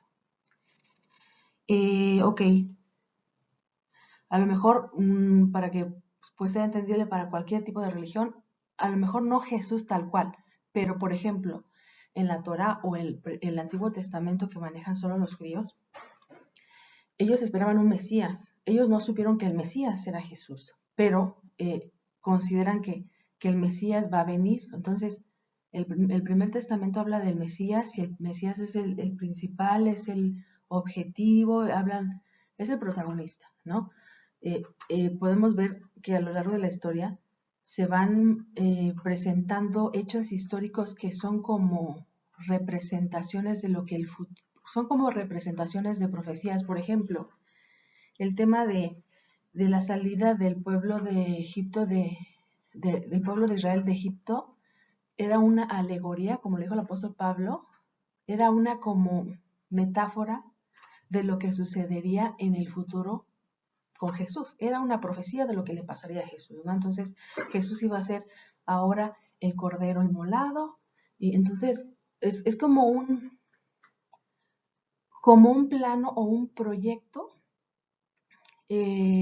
diseñado en la historia, ¿no? Entonces, si tú lees la Biblia de principio a fin, lo vas viendo, lo vas entendiendo, vas viendo, no, pues aquí está el borrador, ¿no? Y ya va agarrando forma y luego pasa esto. Entonces, y también te das cuenta de, cuántas veces quizás el pueblo de Israel se desvió, qué pasó porque se desvió, por qué se separaron, cómo se alejaron de Dios, cómo fue que fue llevado a Babilonia, qué pasó en Babilonia, por qué fue enviado los profetas, qué decían los profetas. Es algo que si no lo leemos, no nos damos cuenta. Por ejemplo, ahorita en la iglesia a veces nos enfocábamos tanto en que somos bendecidos y todo que nos olvidamos de que sí somos bendecidos, pero tenemos que cumplir ciertas obligaciones para recibir esa bendición, para aprovecharla, ¿no? Porque pareciera que la iglesia nunca se va a desviar, pareciera que la iglesia siempre va a ser perfecta, que, que a la iglesia nunca le va a pasar lo que le pasó al pueblo de Israel, que se desviaba muy frecuentemente, es decir, a veces caían en idolatría, hacían cosas que la escritura da testimonio de cosas tan terribles que pues sí, que causan pavor. Por eso muchas personas que no creen en Dios hablan de que cómo es posible que esas cosas hayan pasado, porque decían que hasta sus hijos daban en sacrificio a sus dioses falsos. Eso es algo abominable, ¿no? Y sucedió, está escrito que sucedió. Entonces, es increíble que podamos pensar que aquel pueblo en aquellos tiempos pudo haber hecho algo así. Sin embargo, nosotros como iglesia no hacemos nada, no somos capaces de cometer errores, ¿no? Entonces, nos abre la mente a que no nos confiemos, porque ese es el principal error, confiarnos y llenarnos de una soberbia, una falsa confianza que nos permita creer que somos especiales y que que a nosotros no nos va a pasar, ¿no? Entonces, ese es un tema. Y también la parte de que la primera parte de la Biblia predice o profetiza al Mesías, y la segunda parte de la Biblia sabemos que Jesús para nosotros como cristianos fue el cumplimiento de las profecías, y cuando Él cumple con su propósito y con todo lo que estaba escrito de Él, se completa una parte de todo el proyecto de Dios para los seres humanos. Y después de eso viene la predicación, que eso fue lo que Jesús le encargó a sus discípulos, que esparcieran su mensaje a todo el mundo, ¿no? Entonces, ¿por qué es importante esto? Porque también en el Nuevo Testamento, Testamento nosotros tenemos que recordar que de igual forma, así como el Antiguo Testamento enfocó la profecía en Jesús o en el Mesías, el Nuevo Testamento también está enfocado en Jesús, porque hasta el último momento de la Biblia nos regresa a Jesús. El apóstol Pedro y el apóstol Pablo nos dicen que Jesús es el camino, nos recuerdan que hay que seguirlo. Entonces Jesús es el protagonista y es el objetivo máximo a llegar. Él es el camino, ¿no? Él es la verdad y la vida. Eso es lo que dice la Escritura.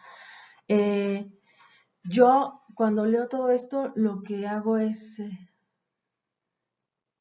pues, tener una visión amplia de lo que significó su sacrificio, y vi con especial atención todo lo que fue su vida como el Hijo del Hombre. También es importante mencionar que una vez que terminé de leer la Biblia con cada uno de sus versículos, hasta el Apocalipsis, que debemos admitir, el Apocalipsis es sumamente difícil de entender y seguramente está manejando tantos simbolismos como no somos capaces de descifrar, quizás, ¿no? Podemos hacer muchas conjeturas y es lo que nos ha llevado siempre a tener tantas diferentes religiones y maneras de pensar. En aquel entonces, pues como nací en la iglesia, para mí me tocó investigar sobre la religión de mi familia. Y eso me llevó a tomar como el libro de la iglesia, de la historia de la iglesia que todos conocemos de aquella época, el tradicional, que era color cafecito y tenía una imagen del templo en la parte de afuera. No lo tengo en la mano, pero en este libro nosotros creímos que la iglesia y el hermano Aarón era la continuación, dijimos tal cual, la restauración de la iglesia primitiva, y por eso nosotros éramos la iglesia verdadera, porque teníamos un apóstol. Yo no me quedé solo con leer la Biblia, yo me puse a leer la historia de la iglesia y sin conocer otras cosas, pues a mí el mensaje de Jesús me convenció, y por la inercia de que ya estaba en la religión, la historia del hermano Aarón también me convenció. Esa historia tradicional que nos cuentan en el libro, que generalmente son solo las cosas positivas, me convenció. Entonces, pero lo que principalmente me convenció a mí para convertirme fue el mensaje de Jesús, ¿no? Me convenció totalmente, me convenció la historia de la Biblia, porque no la leí de manera religiosa, la leí de manera histórica, considerando que muchas de las cosas son simbólicas, y también considerando que fueron escritas en tiempos distintos, ¿no? En que el mundo estaba en otro contexto de conquistas, de guerras, de a veces salvajismo. Muy al principio era la ley del más fuerte, y las personas tenían que ser controladas de alguna forma y tenían que ser dirigidas, ¿no? Una de las cosas principales que nosotros podemos aprender del Nuevo Testamento es la necesidad de Dios de poner un pueblo como ejemplo a los demás, ¿no? Y si analizamos bien a fondo, lo que trataba de decir con todas las leyes era enseñarlos a ser en cierta forma más civilizados, ¿no? Respetuosos con los otros, y aparte la ley judaica menciona en la Biblia que abría la puerta a todo extranjero que quisiera cumplir las reglas. O sea, no era excluyente en ese sentido. Si tú cumplías las reglas de la religión judaica, Dios te recibía como bueno en su pueblo. Entonces, lo que sí no estaba permitido era que ellos copiaran las costumbres de las demás naciones, porque en teoría Dios quería tener un pueblo que fuera ejemplo a los demás de civilización, un ejemplo civilizado, ¿no?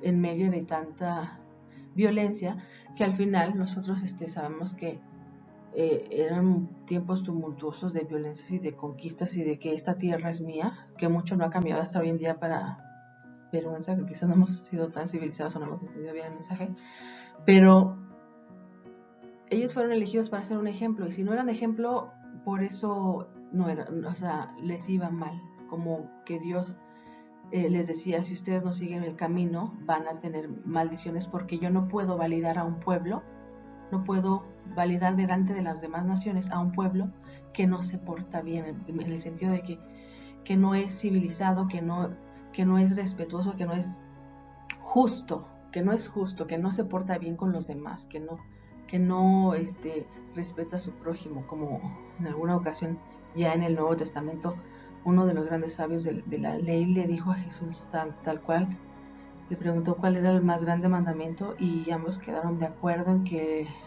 el cumplimiento de la ley era amar al prójimo, ¿no? porque al final esa era la intención de la ley de Moisés. No matarás, no darás falso testimonio, no, son cosas que tienen que ver con el convivir bien entre nosotros, porque seguramente en aquella época se veía más la necesidad entre la violencia de las personas, había menos, que la ética no existía, que los buenos modales no existían, entonces había que hacer una forma para hacer que los seres humanos convivieran. Y si nosotros revisamos a grandes rasgos también lo que cuenta la historia de la Biblia era que, por ejemplo, cuando Dios destruía el mundo era porque Él veía que los mismos hombres entre ellos no se estaban haciendo demasiado daño, ¿no? Por ejemplo, en Sodoma y Gomorra, y dicen que ya los hombres hacían como ahorita estamos haciendo, ¿no? Que ya no tenían ningún respeto ni por los niños, tampoco tenían respeto por las señoritas, por las jóvenes, que ya entraron a las casas a robar. Había un desorden que de verdad no había ningún tipo de control, y vivir en sufrimiento no era lo que Dios quería para el hombre, sino quería que el hombre fuera educado, que supiera convivir unos con otros, ¿no? Entonces, eso es lo que nosotros podemos ver en la ley, y ya con Jesús vino a ponerlo en términos más emocionales o más intelectuales y más etéreos, como para que aprendamos a amarnos unos a otros, que es un nivel más alto todavía del que pedía la ley judaica. Entonces, por esa razón yo seguí el caminito, ¿no? Como que siguiendo toda la historia hasta desembocar en la religión familiar.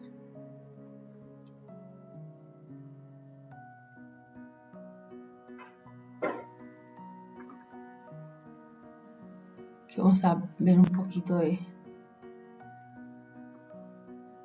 la historia. Sabemos que en teoría Dios mandó al hermano Aarón a algo bien interesante que se me hizo, que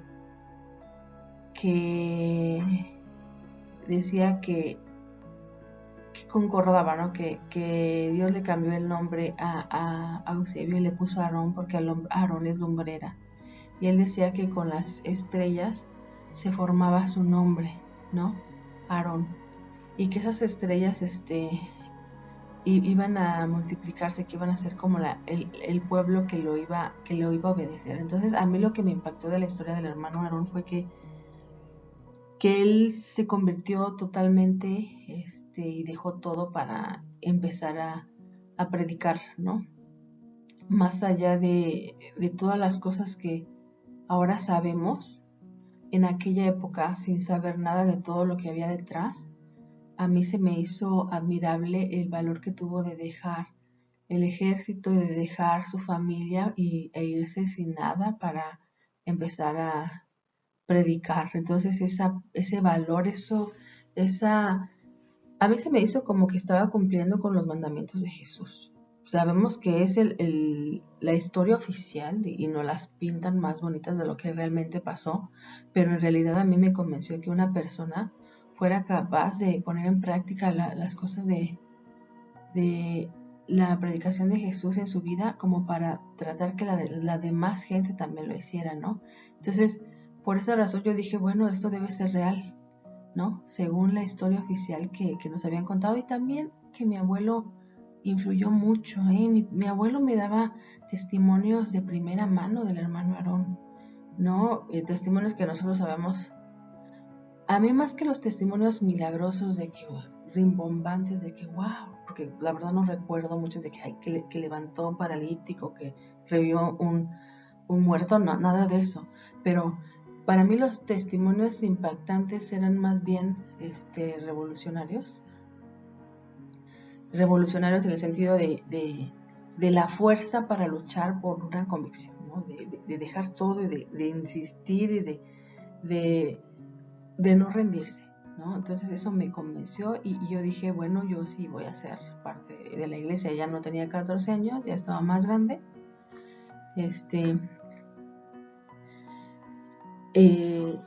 Y yo puedo decir que me bauticé en la Iglesia de la Luz del Mundo a los 19 años, en 1994, el 22 de mayo. Yo quiero decir que para bautizarme estaba muy preocupada y no quería fallar. Y yo recuerdo que fue bien difícil en esa ocasión para el bautismo porque era una dominical como siempre. Recuerdo que se me ocurrió ofrecerle una promesa a Dios, como diciéndole un ayuno, y le dije, si no dejes que yo me separe de ti, no dejes que yo me aleje de ti, que deje de creer en ti, porque yo escuchaba testimonios que había gente que se bautizaba y lo tomaba a poco. Y yo le dije, si tú, te prometo que no, que voy a ayunar hasta que me bautice, pero tú déjame que nunca me aleje de ti, que nunca deje de creer en ti, le dije yo.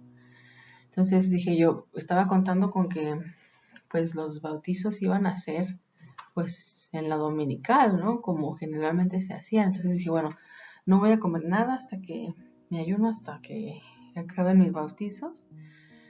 Y o sea, como a las 2, 3 de la tarde ya voy a estar comiendo, ¿no? Y yo le hice esa promesa a Dios, pero yo no contaba con que el hermano iba. Fue una prueba bien grande, porque el hermano a último momento dijo que los bautismos iban a ser en la tarde. Ay, Señor, mi Dios. Yo había prometido no comer nada y estar en ayuno hasta bautizarme. Y resultaba que no iban a ser en las 12 del día ni a la 1 de la tarde, sino que iban a ser hasta final. Entonces, ahí me tienen a mí aguantando el hambre todo el día. Yo sé que hay gente que puede ayunar mucho tiempo, ahora está de moda, pero en esa ocasión yo no estaba acostumbrada y sí sufrí, pero tuve que cumplir, no tomé alimento porque esa era mi promesa y me ayuno. Hasta, yo creo que eran como las 8 de la noche, cuando terminaron los bautizos ese día 22 de mayo de 1994. Y ya, obviamente, como siempre, después del bautismo se hace comida. Y yo tenía toda el hambre del mundo, pero afortunadamente sí cumplí con esa promesa, con todo el esfuerzo que me costó. Entonces, yo sí le dije, no dejes que yo deje de creer en ti. Y pues hasta el día de hoy me lo ha cumplido. Podrá decir la gente que sí me alejé de Dios porque me salí de la iglesia. No, yo no puedo haber dejado la iglesia, pero a Dios no. Y si yo dejé la iglesia fue precisamente porque preferí quedarme del lado de Dios. Esa es mi convicción y lo voy a demostrar en estos videos. Hasta el día de hoy yo tengo toda la confianza en que hay un creador de todas estas cosas maravillosas que existen, desde el átomo más pequeño de nuestro cuerpo hasta la más grande galaxia y la Canis WY Majoris, y las estrellas más enormes que hay en el universo. El que hizo eso, que es un Dios muy difícil de concebir, de entender, de imaginar, pero aquel que creó todo lo que existe, como una creyente que soy de Dios, él me mantiene creyendo en él todavía, y yo con mucha fe. Por eso estoy haciendo este video, porque creo en él, ¿no? Entonces es importante mencionarlo, pero también es importante mencionar que hay que tener las cosas bien aterrizadas, ¿no? Entonces, lo digo, yo no solamente creí en la Biblia leyéndola, no creí solamente en el mensaje de Jesús, no creí en las leyes que Dios pone a los hombres, sino que también busqué referencias históricas de las cosas que veía en la Biblia de manera secular o objetiva, ¿no? Ya para entonces yo ya tenía acceso a la universidad, y cuando yo hice este contraste de la historia religiosa de la Biblia con la historia oficial, ya fue la biblioteca central de la UNAM. En el tiempo libre yo iba y me metía y me echaba un clavado en los libros. Hay una enorme cantidad de libros y es muy difícil buscar, pero pues vamos por los tiempos. Lo que yo hice fue revisar si existió Ur-Caldea. Obviamente no iban a hablar de Abraham porque los libros históricos solamente registran los eventos importantes, ¿no? Entonces yo sí pude ubicar lugares, pude ubicar gobernantes de la época de la Biblia. Es lo más a lo que puedes llegar. Y sí, la Biblia secular, la historia secular, los registros históricos seculares tenían concordancia con los lugares, con los reyes, a lo mejor no con los personajes tal cual, pero para mí fue una cosa real, ¿no? Para mí esto ayudó a que también tomara yo la Biblia como un libro histórico,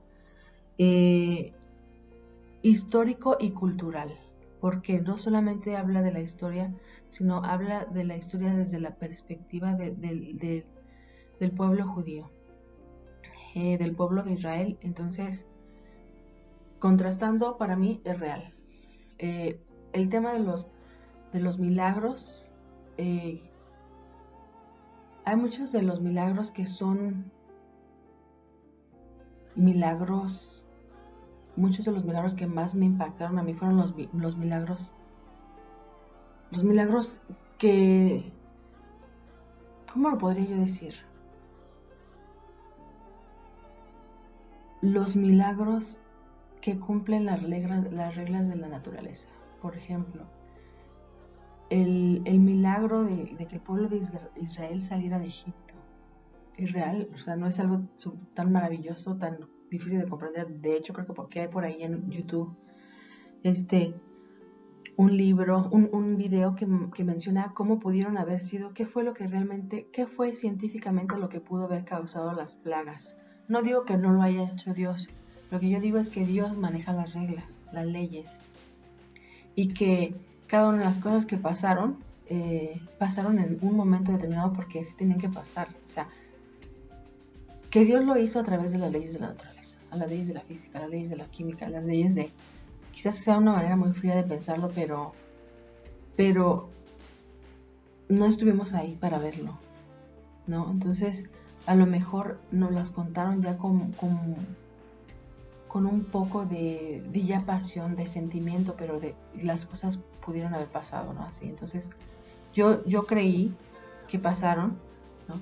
Aunque no sabía si pasaron realmente tal cual como lo mencionan ahí en la Biblia. Sin embargo, yo creí que sucedieron, por eso estaban escritas, ¿no? Por ejemplo, también otra parte que se me hizo muy un milagro muy realista, el tema de Gedeón, que venció con 300 hombres a un ejército enorme de filisteos.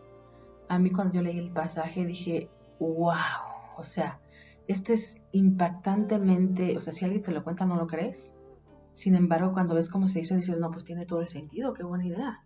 O sea, qué barbaridad, ¿no? Entonces, ¿qué otra cosa? También la parte de Jesús cuando vence a Goliat, es un milagro posible, ¿no? O sea, impactante. ¿Qué otros milagros? Abrir el mar, no sabemos, así es impactante. O sea, ¿cómo puede haber pasado? Está escrito ahí. No me lo imagino. Sin embargo, pues si ahí lo dice, tú dices, bueno, debió haber pasado, por algo está escrito aquí, o a lo mejor lo he interpretado de otra forma, o a lo mejor, como dice, fue una corriente de aire. Yo creía que pasaron las cosas, pero no me las imaginaba. Pues cada quien cuando escucha de un milagro se lo imagina cada quien a su forma, ¿no? Entonces, yo sí escuché los milagros. No es un libro fantasioso, no es un libro como a veces se toma, yo para mí lo considero un libro histórico y tengo que tener todo el respeto que se merece la cultura judía, que ellos lo toman como un libro histórico real, entonces yo no tengo por qué decir que no, ¿no?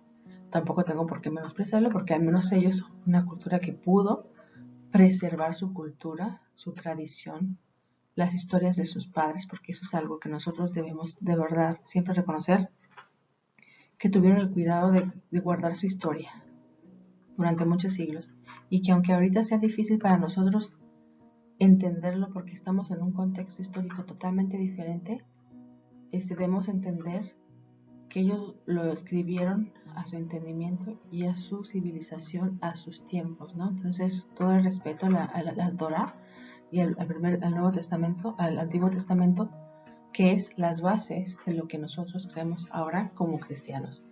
Entonces, sí, contrasté yo la historia como una investigadora de preparatoria, contrasté la historia bíblica con la historia real. Esta es la biblioteca central en donde yo me daba mis escapadas. Yo posteriormente estudié en la Facultad de Economía, que queda aquí a unos cuantos pasos de la biblioteca central de la UNAM, y ahí fue donde yo en mis tiempos libres me daba mis escapadas para revisar la religión de manera laica.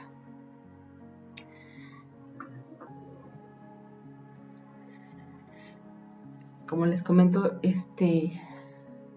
después tuve la oportunidad de entrar a la Facultad de Economía en la UNAM.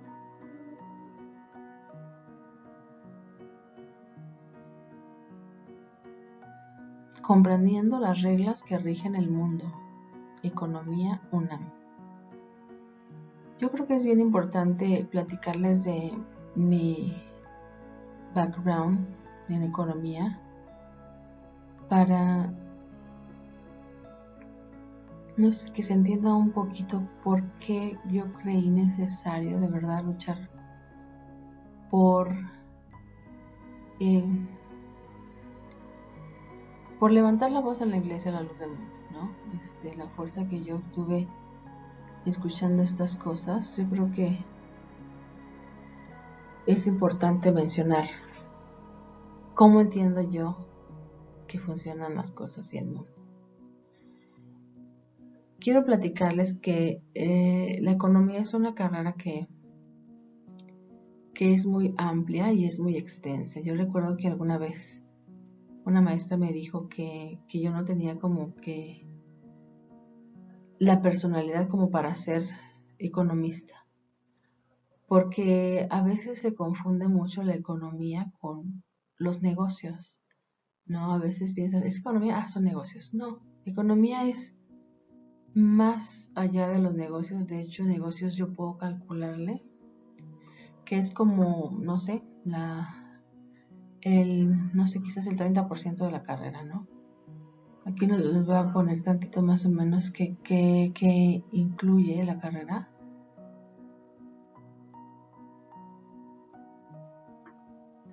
La carrera tiene varias áreas que se centran en varias ramas de la economía. La economía puede ser la economía de cómo manejar una empresa, puede ser cómo manejar un país, puede ser cómo manejar la casa, la economía del consumidor, la microeconomía, cómo nosotros tomamos decisiones de compras, ¿no?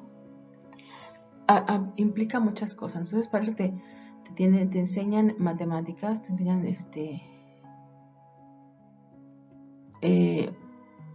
métodos de investigación, estadística, teoría económica, economía internacional, cómo funciona una empresa, qué tipos de empresas hay. Pero lo importante es que te da una visión de cómo funciona el mundo. O sea, ¿por qué hay países ricos? ¿Por qué hay países pobres? ¿Cómo hacen para ser ricos los países ricos? ¿Cómo hacen para ser ricos los ricos? Las empresas, ¿cómo haces una empresa? ¿Para qué es una empresa? ¿Cómo haces que una empresa tenga utilidad, o sea, prospere? ¿Cómo haces que un país prospere? ¿Qué herramientas tienes si eres una persona que tiene el poder del Estado? ¿Cómo hace el Estado para todo ese tipo de reglas que se llama la teoría económica? Todo eso, yo, después de 5 años de carrera, ¿no? Uno aprende muchísimas cosas de cómo está estructurado el mundo, ¿no? La economía puedes meterte a varias especialidades, puedes meterte a saber la empresa, el área de administración de la empresa, puedes meterte a saber el Estado, ¿no? Cómo funciona un país, la macroeconomía. Pero también puedes meterte a saber cómo funciona el mundo, ¿no? La economía internacional. Entonces, es una visión muy amplia de cómo funcionan las cosas, por qué funcionan así, para qué sirven los impuestos, para qué sirve el Estado, en qué se gastan los impuestos, cómo se obtiene el ingreso del Estado. O sea, es una forma de entender cómo funciona el mundo. Entonces, yo creo que esta parte es súper importante porque a mí me permitió hacer el paralelismo de por qué vivimos como vivimos. Y algo bien importante que nos dan en la Facultad de Economía es la parte de economía política, que tiene que ver también no solo como con estudiar lo que ha pasado, lo que veíamos en el video anterior de Harriet Tubman, de que estudiamos el pasado para entender cómo funcionan las cosas. Eso es la economía empírica, ¿no? Pero la economía política nos ayuda a tener esa visión, un poco de filosofía, un poco de cuestionamiento y de criterio para pensar no solamente sobre los pasos que hemos dado, sino los pasos que podríamos llegar a dar, que es qué podría mejorar, cómo debería de ser, es hipotetizar, ¿no? Soñar, ¿no? Aspirar a otras cosas que no han pasado. Entonces, es algo bien importante que a lo mejor no se toma mucho en cuenta qué tan importante puede llegar a ser, pero te abre la mente a cosas, como decíamos, que te hacen pensar por qué se vive así y cómo podríamos llegar a estar mejor, ¿no? Yo considero que esta parte era importante mencionarla porque nos ayuda a ligarlo como persona que es también religiosa, ¿verdad? Una vez que yo conocí la iglesia, que yo comprendí cómo funcionan las cosas, pude hacer un paralelismo de lo que es el mensaje de Jesús con la forma en que vivimos, ¿no?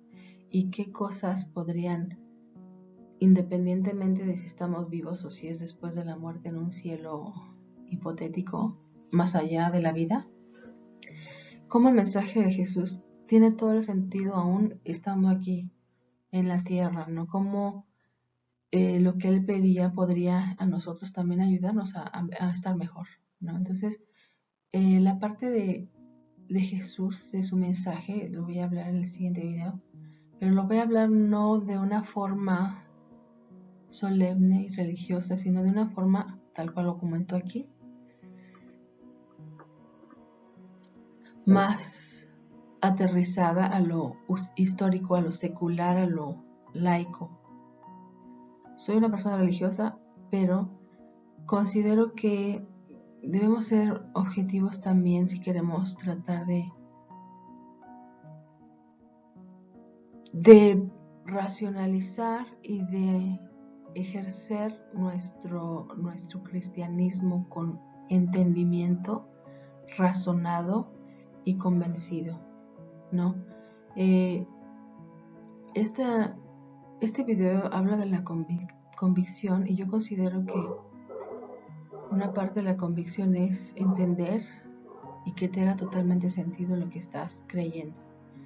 Pongo esta imagen de Jesús que es, entiendo yo, una versión creada por inteligencia artificial, porque imágenes de Jesús hay tantas como nosotros queramos, ¿no? Jesús siendo un personaje conocido mundialmente, generalmente lo adaptamos a lo que nosotros quisiéramos que fuera. Sin embargo, Jesús fue tal cual.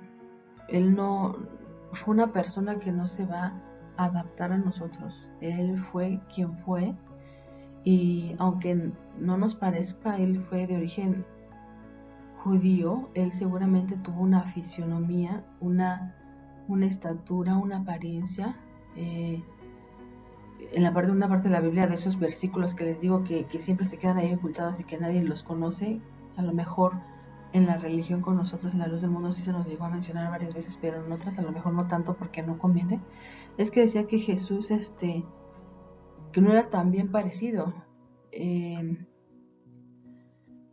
Entonces, no concuerdo con esa imagen del Jesús ario, ¿no? Rubio, de pelo largo, ojo azul. No lo veo factible, no concuerda con su caminar tanto tiempo bajo el sol, ¿no? No concuerda con que yo no tengo idea de que él haya sido nazareo.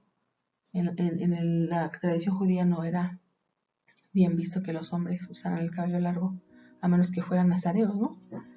Y no tengo idea de que lo haya sido.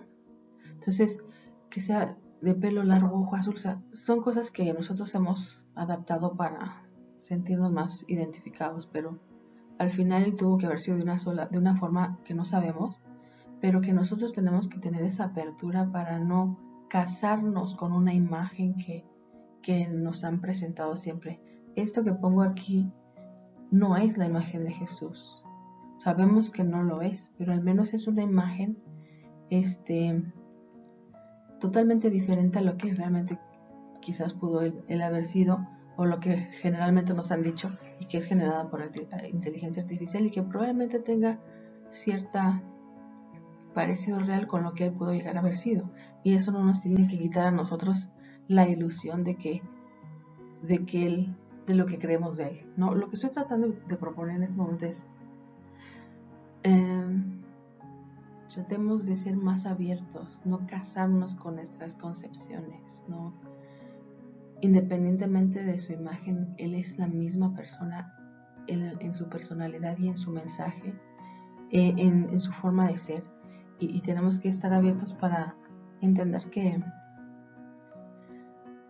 aunque él no fuera, imagínense que se nos presentara y no fuera como nos lo imaginábamos, lo vamos a dejar de querer, lo vamos a dejar de creer. No, simplemente debemos estar abiertos para cualquier tipo de apariencia que él haya tenido. No debemos, es que no eres güero de ojo azul, no te voy a creer. No, él era lo que fue, y tal y como le haya sido, lo deberíamos de aceptar, así como deberíamos aceptarnos todos unos a otros sin necesidad de pedirnos requisitos para ganar nuestro aprecio. Entonces, esta es la razón por la que yo me convertí, porque leyendo la Biblia escuché sobre este hombre maravilloso que fue Jesús, y yo me convencí y me maravillé de su mensaje, de su personalidad, y por eso yo decidí acercarme a él, hacerme su amiga, su hermana, y no solo eso, hacer que la gente me gustó, y decidí hacer que la gente lo conociera como yo lo había conocido, porque seguramente también lo iban a amar y a admirar como yo. Entonces esa fue la razón por la que yo me acerqué a la iglesia de mi familia, porque justo era la única que yo había conocido, y en el siguiente video voy a platicarles cómo fue mi desarrollo para convertirme después en una obrera incondicional de la iglesia. Gracias.